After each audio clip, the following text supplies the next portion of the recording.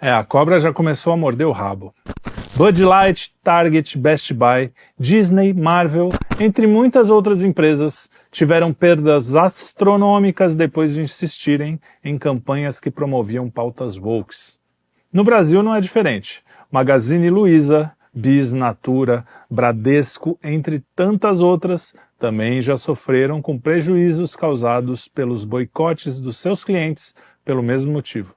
Nas redes sociais, ativistas identitários se acusam mutuamente. Não tem nada mais esdrúxulo do que ver duas pessoas se engalfinhando por alguma discordância em relação aos 457 gêneros criados pela comunidade Over the Rainbow. Ninguém se entende mais. Artistas lacradores são vaiados enquanto algumas canções de músicos até então desconhecidos e que respeitam a tradição popular viram fenômenos de vendas. Até no cinema, a lacração começou a virar fiasco nas bilheterias. Mas o que é que está acontecendo com a pauta woke? Em matéria de capa publicada na Veja, Amanda Peck reclamou do exagero dos wokes.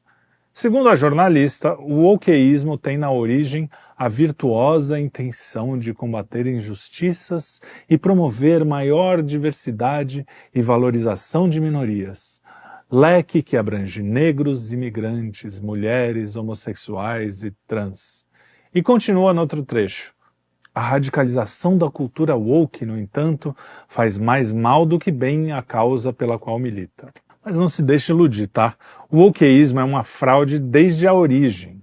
Nunca foi pela diversidade, nunca foi pelas minorias, nunca foi pelo planeta, nunca foi pelo amor. Mesmo o termo tendo sido cunhado por estudantes universitários americanos brancos, contaminados pelo marxismo 2.0 da Escola de Frankfurt, a ideologia woke precisou ser turbinada artificialmente por bilionários que enxergaram uma oportunidade de controlar o sentimento das massas, desejo de todo liberal capitalista. O lixo cultural que você teve que engolir nas últimas décadas não é nada mais, nada menos do que a consequência da velha luta por poder político e econômico. Em poucas décadas, palavras e termos foram inventados ou distorcidos e invadiram o vocabulário de países do mundo inteiro. Identitarismo, ideologia queer, lugar de fala, machismo tóxico, dívida histórica, colonialismo, homofobia, gordofobia, transfobia, etarismo, negacionismo, fascismo, entre muitos outros novos conceitos,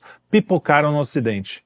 O wokeísmo não é um movimento natural. O estrago promovido nas universidades americanas, a ponto de arrastar para o esgoto reputações como a de Harvard, por exemplo, que tirou nota 0 em liberdade de expressão em 2023, foi imitado no resto do mundo.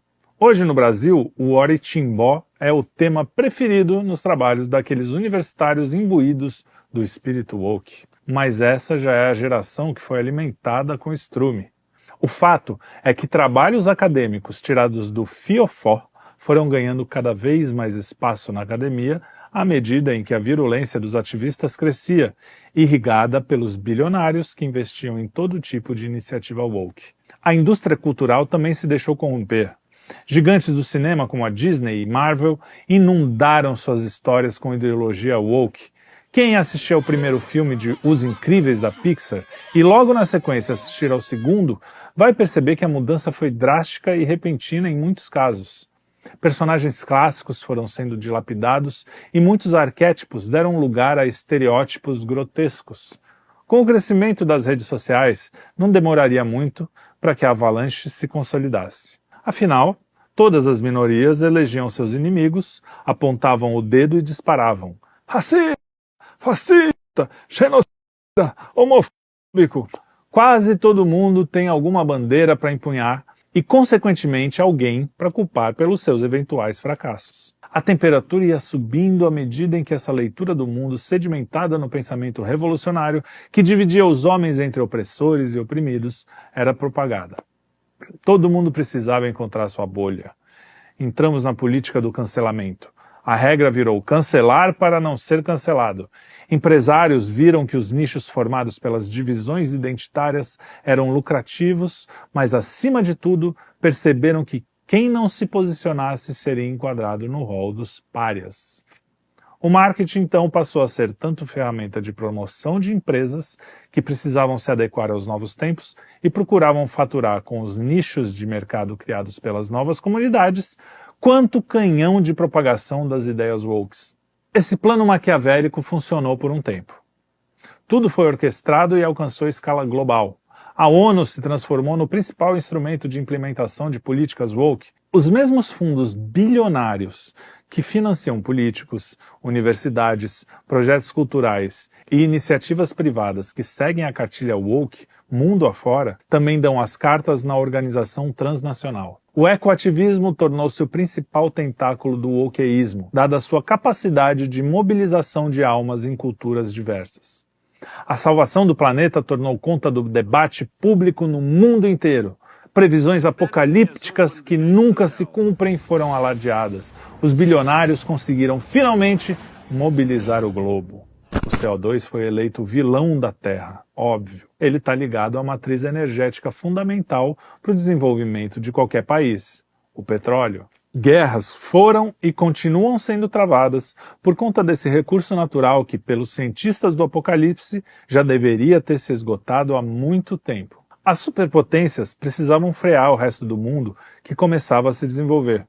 O jeito mais fácil de fazer isso é impedir a produção de energia. Aquecimento global, mudanças na temperatura, efeito estufa, sustentabilidade, uma enxurrada de termos e conceitos eco-wokes também invadiu a mídia, as produções culturais, a academia e o mercado.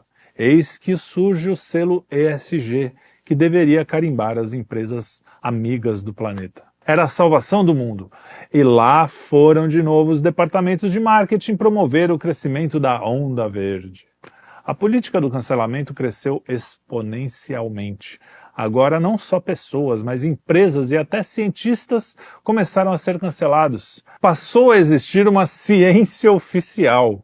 Claro, cientistas sérios são aqueles que corroboram com as diretrizes da elite woke. Os outros são todos o quê? Negacionistas. Mas como isso seria possível? A ciência não deveria zelar pela confrontação de ideias? Pelo menos foi isso que eu aprendi. É muito simples. Os bilionários propagadores do wokeísmo tomaram conta da grande mídia e das big techs. Agora todos os meios de ação estavam nas mãos dessa elite que financiou a cultura woke. Foi possível controlar o discurso, eleger e derrubar políticos, enfraquecer politicamente os estados nacionais e acelerar, portanto, o projeto de conquista do mundo. Mas sempre existiu um obstáculo: a realidade. O wokeísmo precisou travar uma batalha com a verdade para tentar se impor. Desde o início, sabiam que precisavam controlar a narrativa. Logo, o arqui-inimigo do wokeísmo só podia ser um: o cristianismo. O movimento negro, que definitivamente não representa os negros, faz apologia das tais religiões de matriz africana, quando sabemos que a África é predominantemente cristã. O movimento feminista pró-aborto tem a igreja como seu principal alvo. Os eco-wokes defendem um panteísmo travestido de multiculturalismo. O wokeísmo é, em suma, anticristão. O cristianismo é atacado pelos wokes assim como foi atacado pelos materialistas, não é coincidência. O wokeísmo, a despeito de ter sido moldado com ideias marxistas, foi financiado por capitalistas liberais, e se tem algo sobre o qual materialistas e liberais concordam, é que o cristianismo deve ser estrangulado. Recentemente, bancos começaram a fechar contas de clientes cristãos. Atores foram cancelados por se declararem seguidores de Cristo. Políticos defendem aborto, eutanásia e retiram símbolos cristãos dos tribunais. O mundo woke odeia os cristãos. Ao tentar inventar uma nova cosmovisão, ao relativizar a verdade, o wokeísmo deu um tiro no próprio pé. Lembra dos fundos bilionários que patrocinaram a presepada toda? Pois é, agora estão tirando o time de campo. As pessoas perceberam a cacofonia do discurso woke e não compram mais a ideia. E quando é que bilionários aceitam perder dinheiro, não é mesmo? Nada mais terrível para um mentiroso do que a verdade. A mentira é tagarela, mas a verdade não precisa dizer nada para se pronunciar. A verdade é. Cedo ou tarde vem à tona, o que significa que ninguém pode mentir para sempre. A vida eterna é um privilégio dos justos.